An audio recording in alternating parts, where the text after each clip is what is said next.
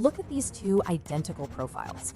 Both live in the exact same city, with the same job, and the exact same salary.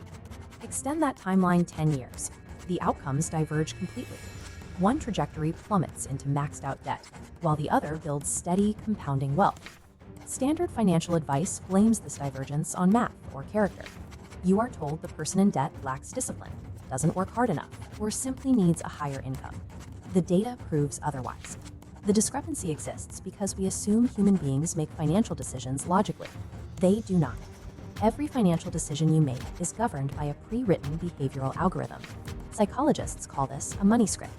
It is a cognitive heuristic, a mental shortcut installed in your brain long before you ever earned your first paycheck or opened a bank account. During childhood development, you lack the capacity to analyze your environment objectively. When you hear phrases like, "we can't afford this," or "money doesn't grow on trees," you absorb that external financial stress as an absolute, unquestioned truth about how the world works.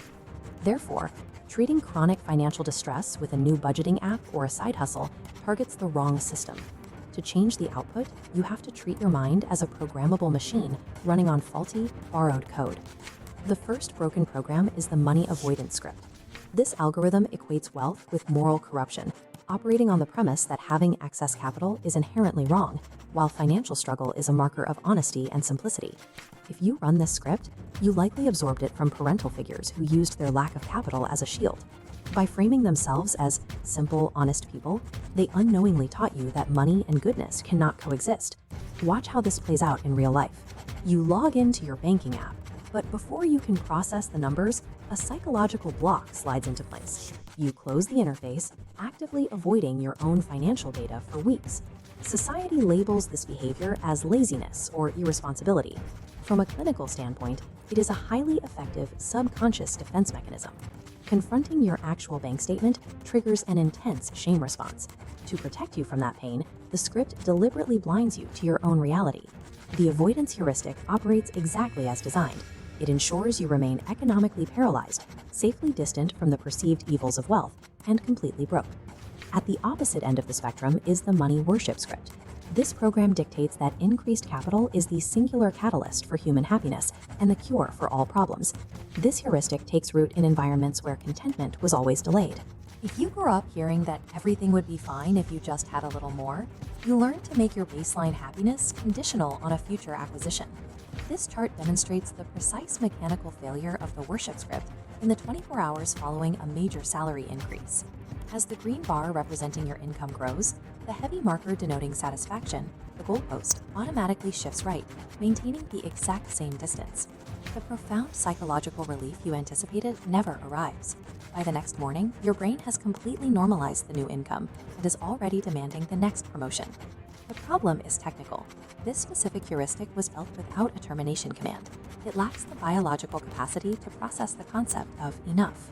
Because the finish line is programmed to recede at the exact speed of your progress, the worship script acts as a perpetual motion machine, generating endless economic anxiety regardless of your actual net worth.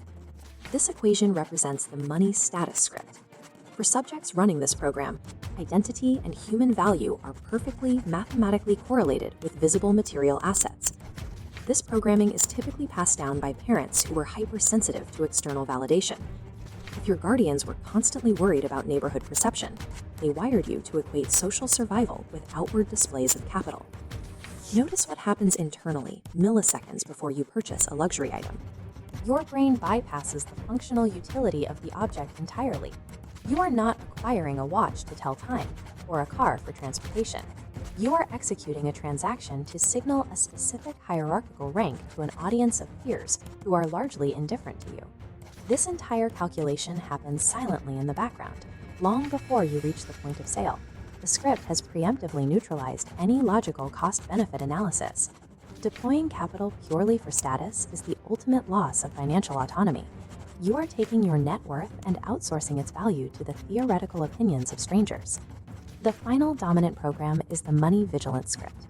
This algorithm treats extreme financial caution and the continuous hoarding of capital as a strict requirement for basic survival.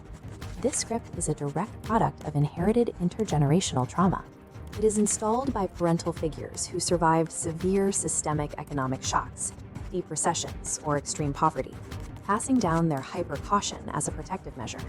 We can track this neuroeconomic response on a chart. You build a massive, compounding safety net, but the moment you initiate a micro-withdrawal for a purely personal, non-essential reward, your internal dashboard flashes red, triggering an immediate guilt response. Herein lies the paradox of vigilance. You achieve absolute mathematical security, yet you endure emotional misery during every single transaction. Complicating this further is a concept called algorithmic stacking. You rarely run just one of these scripts. You operate a complex matrix, perhaps a primary avoidance script on the surface, paired with a hidden secondary status script operating underneath. This matrix of programming explains why trying to mimic the financial habits of a successful individual invariably fails. You are copying their external behavioral output without possessing their internal neurological wiring.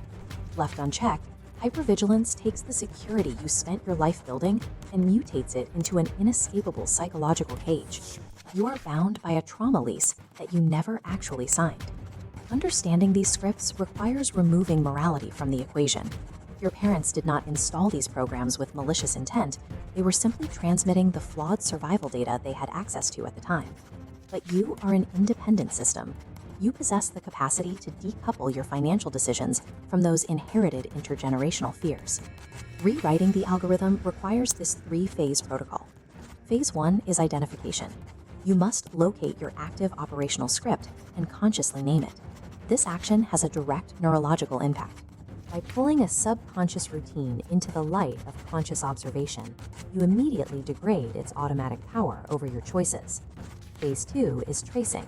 You actively interrogate the environmental origin of the belief.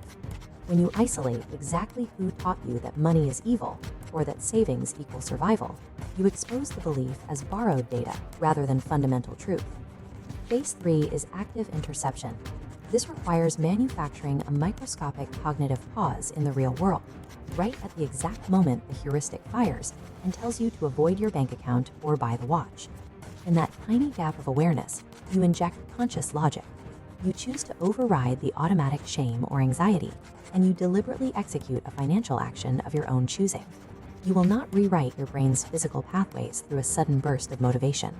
Neuroplasticity operates strictly through the compound effect of microscopic, deliberate repetitions, day after day, until the new response becomes automatic. You can start that process right now. Run a self-audit on the 4 scripts we just covered. Pay attention to whichever one triggered the most internal discomfort or defensive friction. That psychological friction is the primary indicator of an active program. Perfecting your budget is only the baseline. The absolute highest tier of wealth generation is cognitive, and it is achieved exclusively when you finally free yourself from the inherited algorithms you never chose.